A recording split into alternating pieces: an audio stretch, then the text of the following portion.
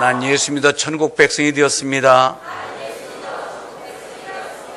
난 예수 믿어 하나님 자녀가 되었습니다. 우리는 모두 한 가족입니다. 가족. 가족이 참 좋은 거예요.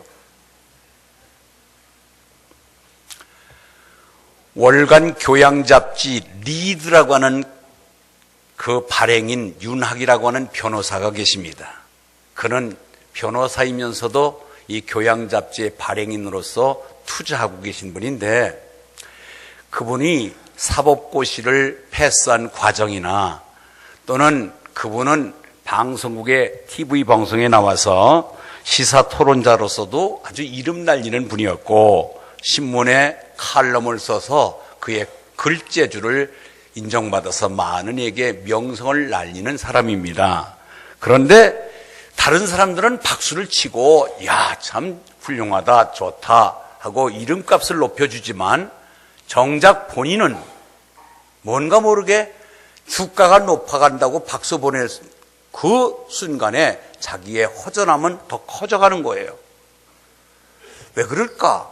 그래서 배낭을 짊어지고 미국 전 지역을 여행해 봅니다.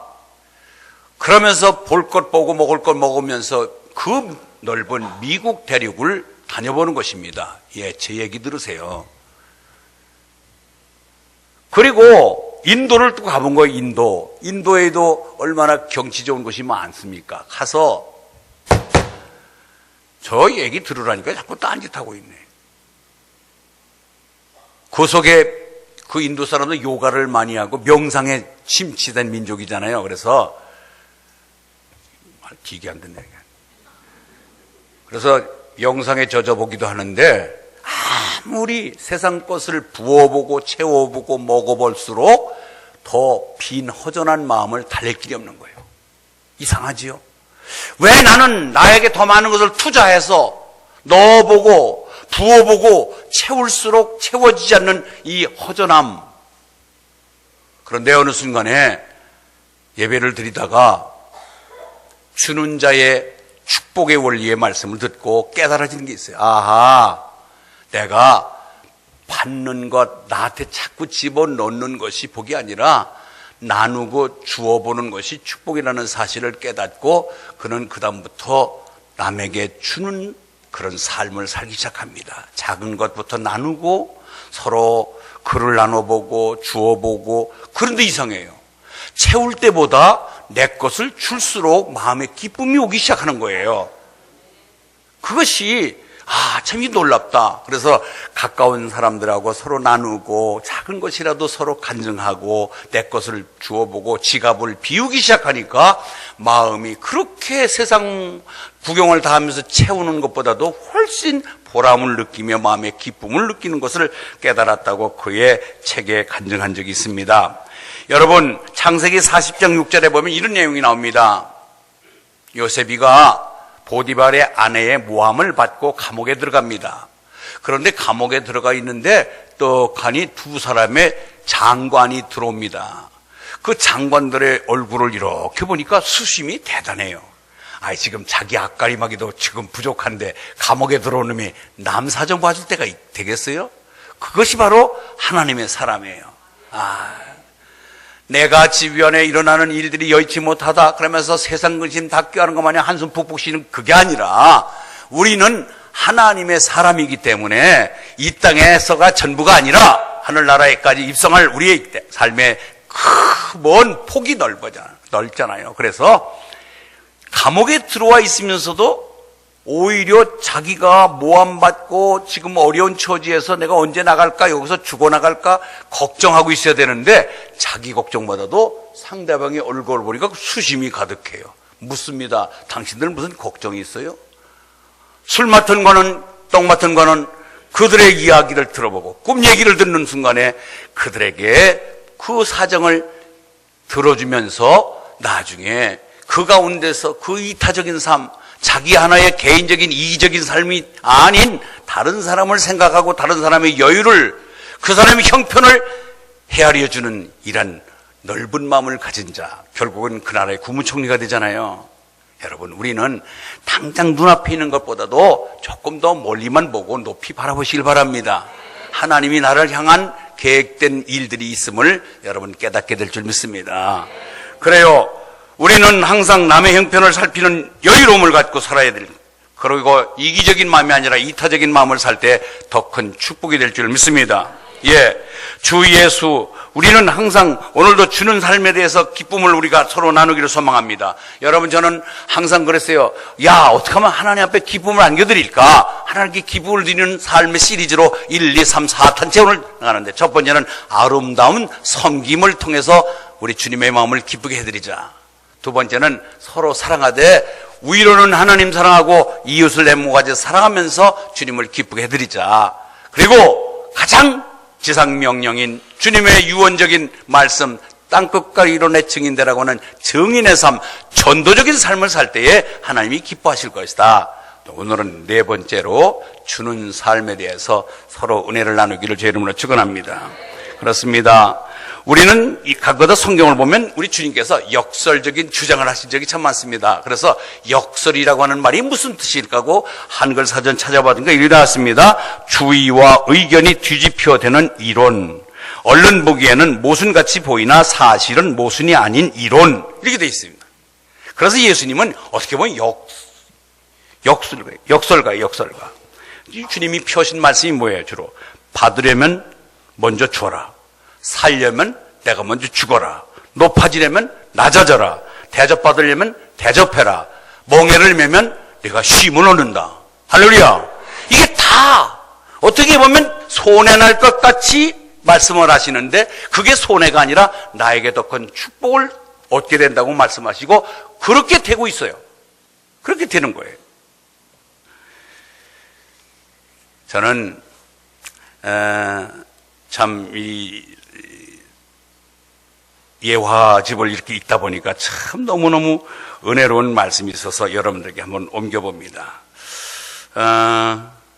일본에서 있었던 일인데 이 일본에 미키 나가와라고 하는 사람이 20세기 초, 지금 21세기 아니에요. 그러니까 갓 안수받은 목사님입니다. 그래서 이분이 하나님, 제가 목사가 됐는데 개척을 어디다 할까요? 하면서 개척 장소를 물색하며 기도합니다. 그런데 그는 개척의 조건을 참 까다롭게 제시했습니다. 사방팔방 100km 범위 내에 교회가 없는 오지에다가 교회를 세우고 싶습니다 하고 그 지역을 물색하고 찾는 거예요. 그러다가 가나자와라고 하는 지역의 아주 오지에다가 교회를 드디어 천막을 치고 개척을 합니다. 두 자녀, 아내, 자기 3명 앉혀놓고 개척 예배 드렸어요.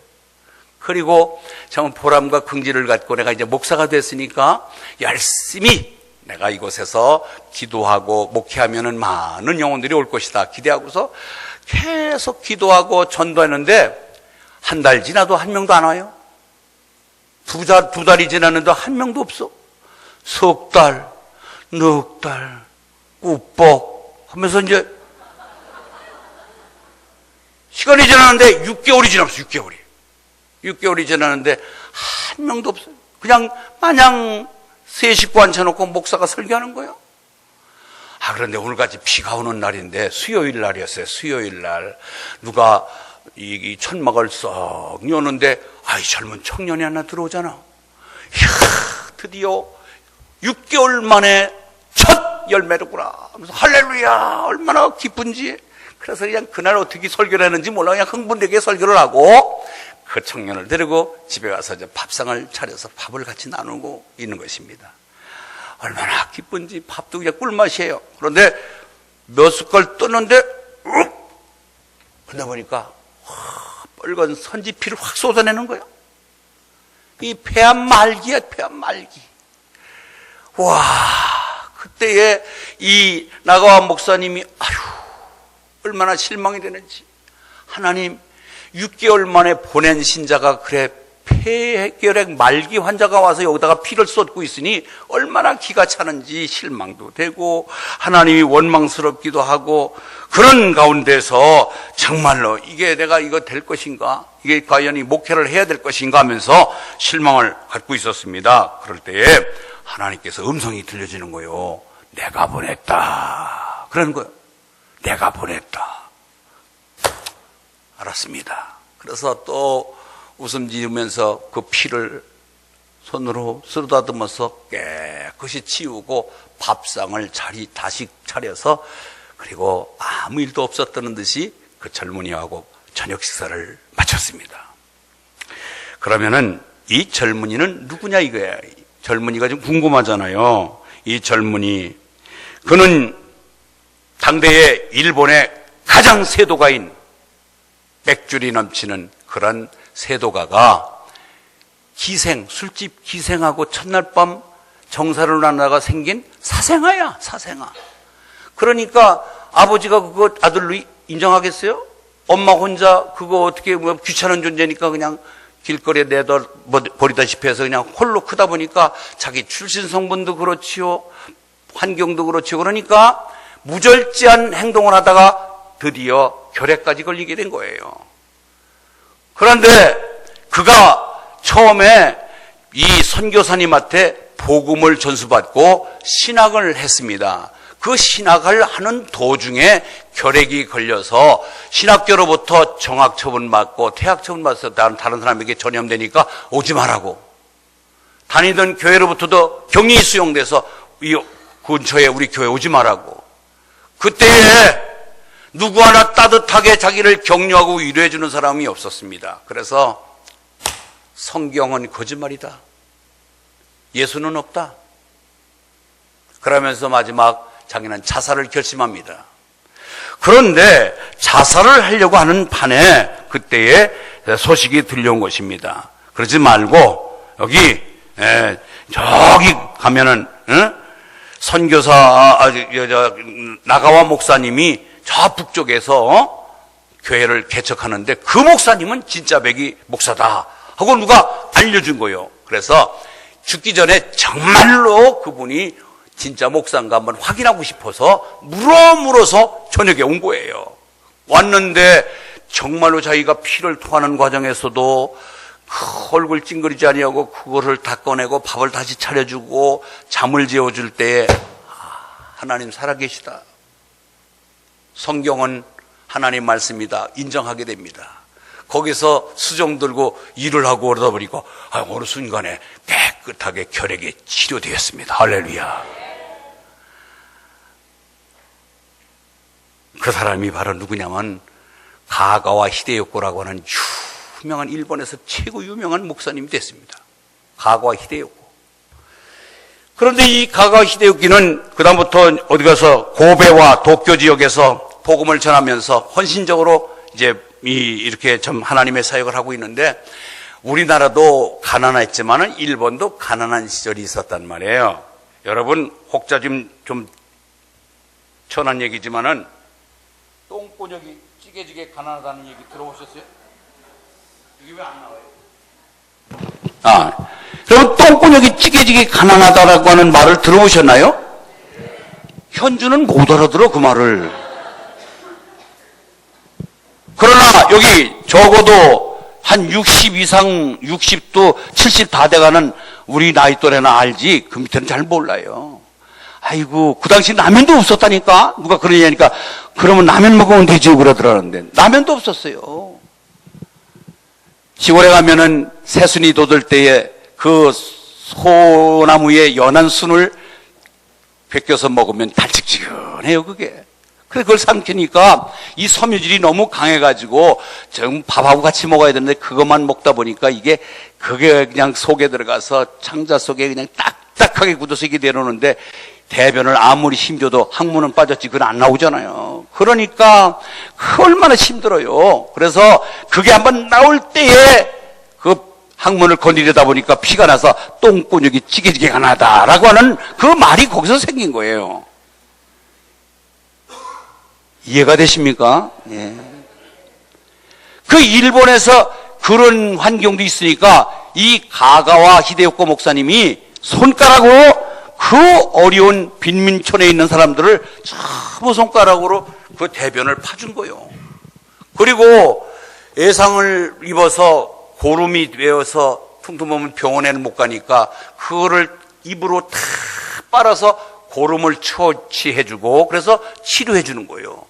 이게 얼마나 놀라운 일이에요. 그러니까 기자들이 묻죠. 어떻게 그렇게 위대한 일을 행할 수 있습니까? 그랬더니 뭐라고 얘기했냐면은 우리 스승에게서 본대로 행할 뿐입니다.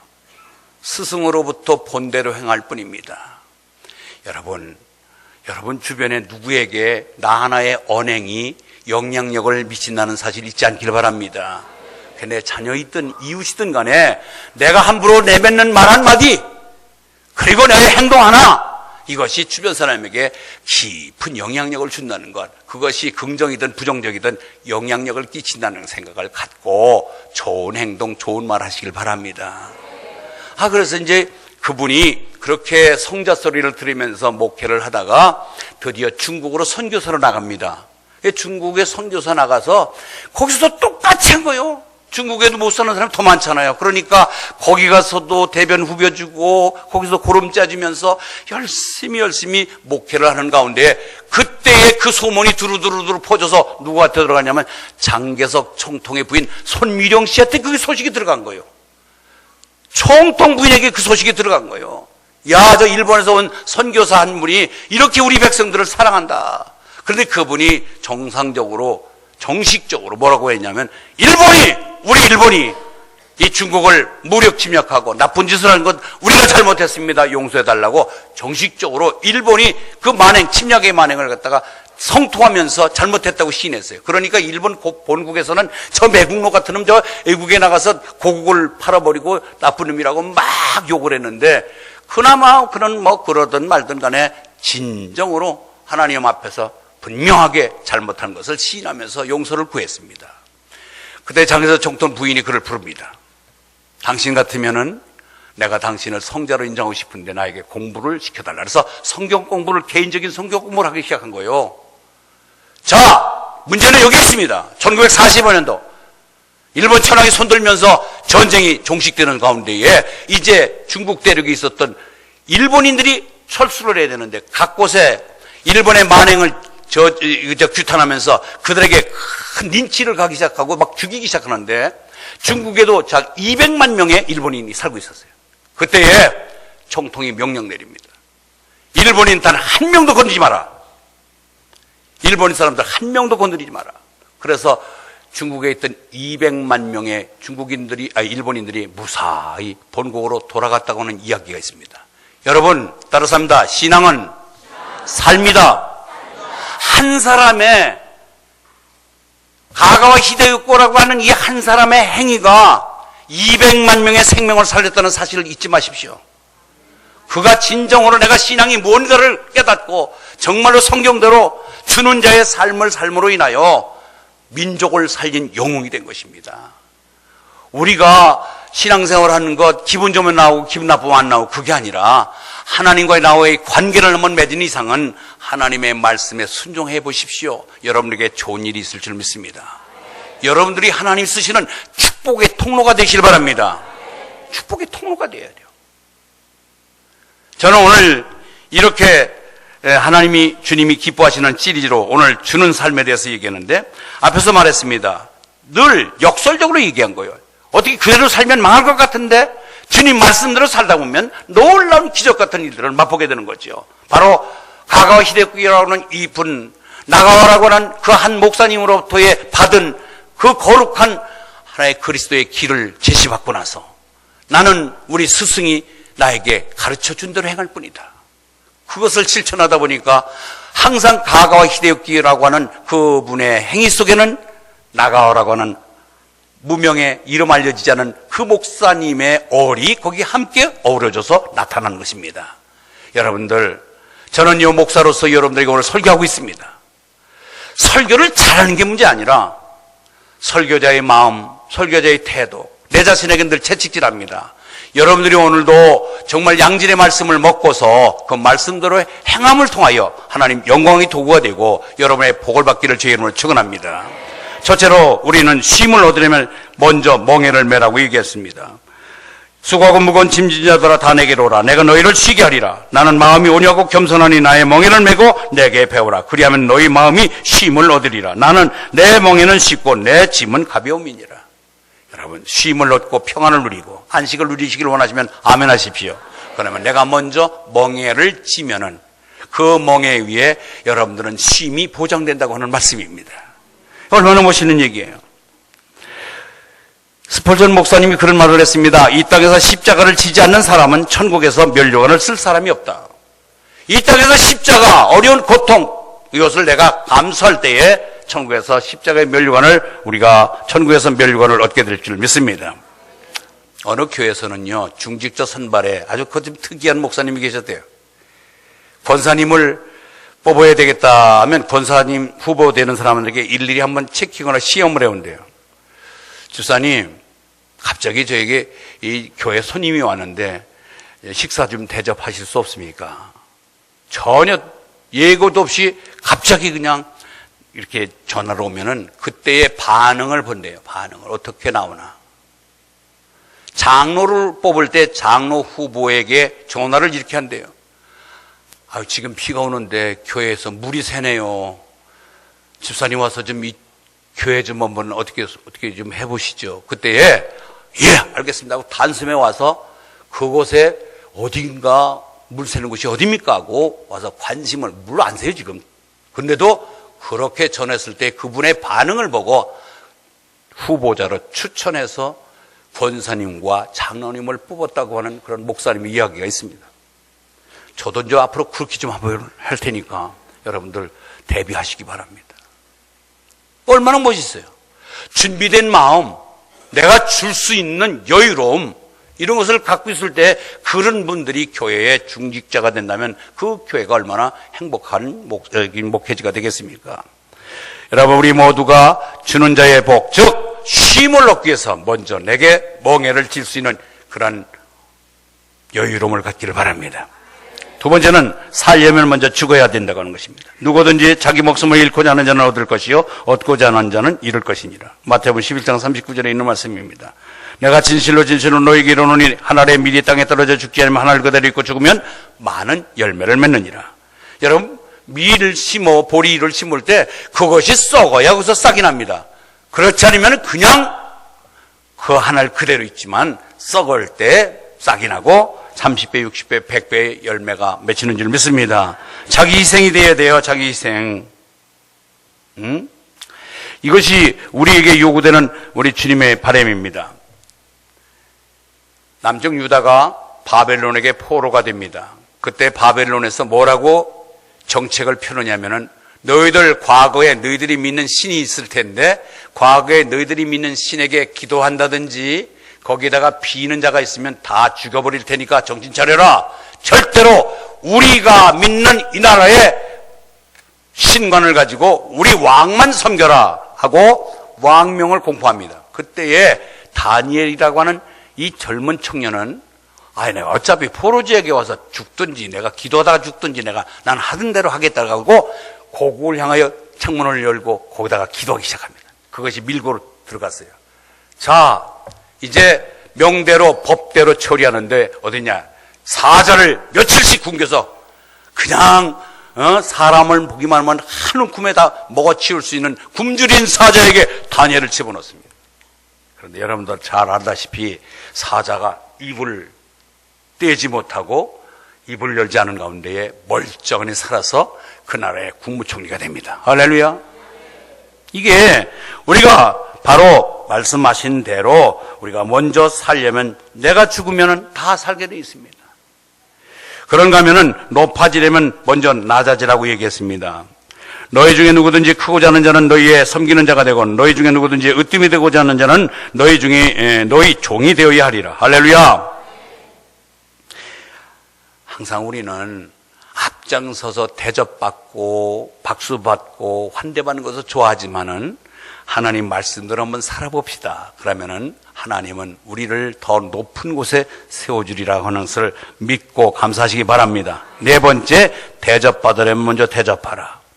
마태복음 7장 12절, 마태복음 7장 12절 한번 보겠까요? 마태복음 7장 12절.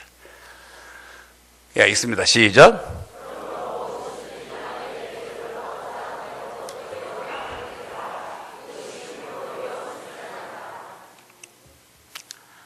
사자가 중병이 걸렸어요. 모든 동물의 제왕이라고는 사자가 중병에 걸려서 살지 죽을지 모르는 중병에 걸리니까 많은 동물들이 와서 의문차 온 거예요. 그런데 다 왔는데 여우라는 놈이 보이질 않아요. 그때 늑대가 여우하고 평상시 감정이 좋지 않아서 그때 사자에게 가서 아뢰는 거예요. 왕자님, 제왕님, 왜 그러냐? 여우가 안 보이죠? 그래, 그놈은 어떻게 안 오냐? 예, 평상시에 제왕에 대해서 좋지 않은 감정을 갖고 있었고요. 욕을 하고요. 나쁜 놈이었어요. 그러니까 뭐 오늘 왕이 죽는 병에 걸린다고 그러니까 죽는 줄 알고 아예 싹 빠진 것 같습니다. 하고 조아리고 있는 찰나에 여우가 들어온 거예요. 기분이 안 좋은 상태 속에서 여우가 오니까 그 사자 제왕이 심기가 불편한 가운데 물은 거예요. 야, 이놈아! 넌 왜 이제 와서? 예. 제왕께서 몸이 불편하시다는 얘기 듣고 어떻게 하면은 살릴 길이 없는가 이리저리 백방으로 약을 구하러 다니라 이제 왔습니다. 그래, 구했느냐? 그럼요, 구했지요. 뭐냐? 예, 늑대를 잡아먹으면 산답니다. 남을 죽이려고 하면 지가 죽는 거고 내가 죽으려면 내가 사는 거예요. 아멘? 네. 우리는 하늘의 밀이 땅에 떨어져 죽으면 많은 열매를 맺고 죽지 않으면 하늘 그대로 있느니라. 이 말씀이 우리의 꼭 큰 정말 좌우명이 되시길 바랍니다. 예. 그 다음에 다섯 번째는 받으려면 먼저 주어야 하는 것입니다. 따라서 받으려면 주자. 예. 구제를 좋아하는 자는 풍족하여질 것이요 남을 윤택하게 하는 자는 윤택하여지리라. 나누는 자는요 더 얼굴이 윤택해진대요. 다고다고하고 집어넣고 움켜쥐고 있어놓으면 얼굴이 앞에서 말했잖아요. 윤학 변호사. 나한테만 이기주의로 사니까 전부 허전한데 이타적으로 나누고 죽으라니까 더 얼굴이 밝아지고 기쁨이 넘치더라는 얘기죠. 할렐루야.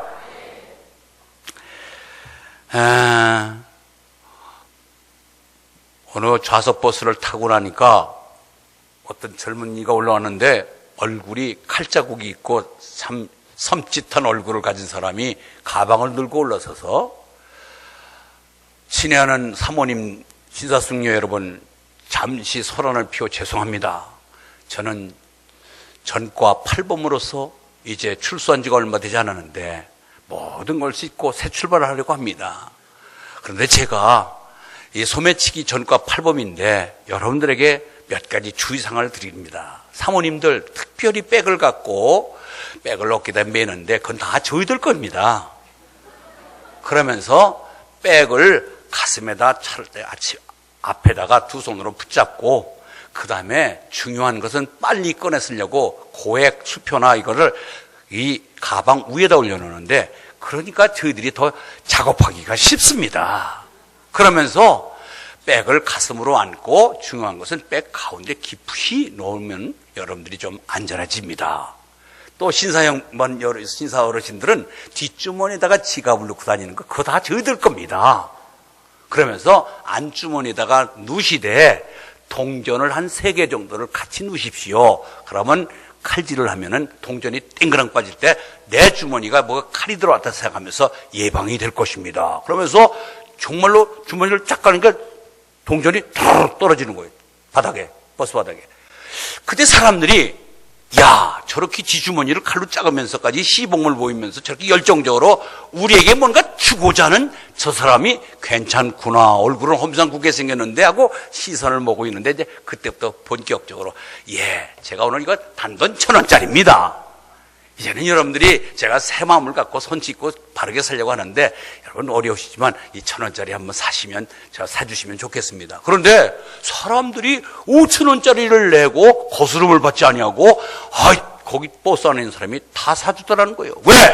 나에게 뭔가 유익된 정보를 주고 저렇게 열정을 향해서 뭔가 주고자 쓰는 사람도 같이 호전 반응으로 나도 상대방이 나오니까 그렇게 나올 때 우리도 주고 싶은 마음이 생기더라 있는 거죠. 아멘? 그래요. 정말로 그것이 인지상정이고요. 손 내 거 주고 내가 상대방에게 유익한 정보를 줄 때 내 거도 또 나눠주게 되는 거죠. 그러니 이제는 우리가 좀 더 열심히 주면서 사는 저 여러분 되시길 바랍니다. 예. 우리는 그거예요. 저 이스라엘 가면은 두 호수가 큰 호수가 있는데 하나는 갈릴리 호수고 하나는 사해라고 하는 바다가 아닌데 사실은 바다라고 얘기합니다. 갈릴리 바다라고 그래요. 그래서 사실 바다가 아닌데 호수인데가 너무 크니까 바다라고 얘기를 붙이는데 이 갈릴리 바다는 헐몬산 사시사철 눈이 녹으면서 흘러내리는 물을 받아가지고 늘 물이 넘칩니다. 그 물을 받아가지고 또 밑으로 내려보내면서 늘 샘물로 이렇게 채워져 있는 것이 갈릴리 바다인데 거기에는 많은 어족들이 풍성하게 사는 곳이 갈릴리 바다입니다. 그런데 이 사해 바다는 이 지형이 낮아서 위로부터 받기만 하지 밑으로 흘려보내질 않아요. 그러니까 이게 계속 고여서 증발되고 보여서 증발하다 보니까 염분만 남아서 염분이 너무 지나치다 보니까 다른 바다보다도 훨씬 염도가 강해가지고 거기는 10분 이상 맨몸으로 들어가 있으면 온몸이 배주 절이듯이 절여집니다. 튀어나와야 돼요. 고기는 어림도 없고요. 고기 한 마리도 살 수도 없고요. 받고자만 하는 자는 다 죽는 거예요. 주는 자는 사는 거예요. 그것이 그 두 바다 속에 지형 속에서 우리는 얻는 교훈입니다. 예, 이제 우리가 서로 나누며 주며 풍족한 삶을 살아가는 그런 지혜자가 되시기를 바랍니다. 예, 그겁니다. 오늘 역설의 진리 5가지를 말씀드렸습니다. 쉼을 얻으려면 먼저 멍에를 메야 되고, 살려면 먼저 죽어야 되고, 높아지려면 먼저 낮아져라, 대접받으려면 먼저 대접하라, 받으려면 줘봐라. 그거예요. 저 어제 아주 참 큰 경험을 하고 왔습니다. 결혼 41주년이에요, 금년도 제가. 그런데 여기 소울메이트 사장이 사진 한번 찍어준다고 사모하고 나오라는 거예요. 그래서 사진 한번 퍽 찍으면 되는가 보다 했더니 드레스를 이거 입혔다 저거 입혔다 하고 턱시도를 또 처음으로 내가 나 결혼할 때 턱시도 못 입어봤는데 어제 처음으로 턱시도 입어봤는데 요렇게 하라 저렇게 하라 웃어라 눈을 크게 떠라 방향을 제시하고 막 트는데 이게 상당히 고역이더라고요 보니까. 그 왜 그럴까? 왜 저렇게 사진사가 요렇게 지라 저렇게 해라 방향을 틀어라 왜 그럴까요? 가장 예뻐 보이는 모습을 창출하기 위해서 그런 거예요. 저는 그것을 듣고 그래서 사진을 찍으면서 오면서 그렇다. 굉장히 어려워요. 그렇게 한 방향을 이렇게 틀고 몸을 이렇게 내고 얼굴을 돌리고 이게 뽑았다고 안 하던 행동이 굉장히 불편하더라고요. 그런데 그걸 강요하면서 왜? 아름다운 작품의 사진을 만들어주기 위해서 그런 거예요. 여러분 하나님 말씀대로 살지 않는 것이 여러분 편한 것 같지만요. 목사는 여기서 이렇게 얼굴 지으세요. 이렇게 하세요. 방향을 제시하면서 여러분의 삶의 방향을 바꿔주는 것이 목사가 하는 일이에요. 아멘? 여러분 거북스럽고 어렵지만은 더 좋은 멋진 작품을 만들기 위해서 나에게 행동을 강요한 것처럼 하나님의 말씀을 갖고 여러분들 이렇게 사십시오. 이렇게 방향을 드십시오. 하고 여러분의 삶의 방향을 시정시킬 때에 좀 어렵더라도 순종하면 멋진 작품이 나올 줄 믿습니다. 얼마나 멋있어요. 여러분들 귀찮게 하려고 그런 게 아니라 그렇게 하면은 이렇게 하는 것이 훨씬 낫다. 여러분 하라 하지 말라는 것을 제가 여러분의 삶을 방향을 틀어주는 거예요. 그렇게 가면 안 되고 여기로 가세요. 글로 가면 안 됩니다. 이쪽으로 오세요. 하고 말씀으로 여러분의 삶을 교정시킬 때에 때로는 귀찮기도 하고 싫기도 하지만 그것이 여러분들에게 더 좋은 미래를 만들어준다고 하는 이 철학을 잊지 않고 말씀에 순종하여 주는 삶을 통해서 하나님께 영광 돌리고 여러분에게 풍족한 삶이 있기를 주의 이름으로 축원합니다. 하나님 아버지 감사합니다. 오늘도 아버지 하나님 이 비가 오는데도 잊지 아니하고 주님 앞에 신령과 진정으로 예배하는 주의 자녀들 가장 좋은 것으로 값진 것으로 채우시고 항상 영광 받아주시기를 원합니다. 아버지 하나님, 오늘 특별히 주는 자의 삶의 원리를 잘 깨닫고 이 땅에서 풍족한 삶을 살 수 있도록 우리의 삶을 간섭하여 주시옵소서. 예수님의 이름으로 기도합나이다. 아멘.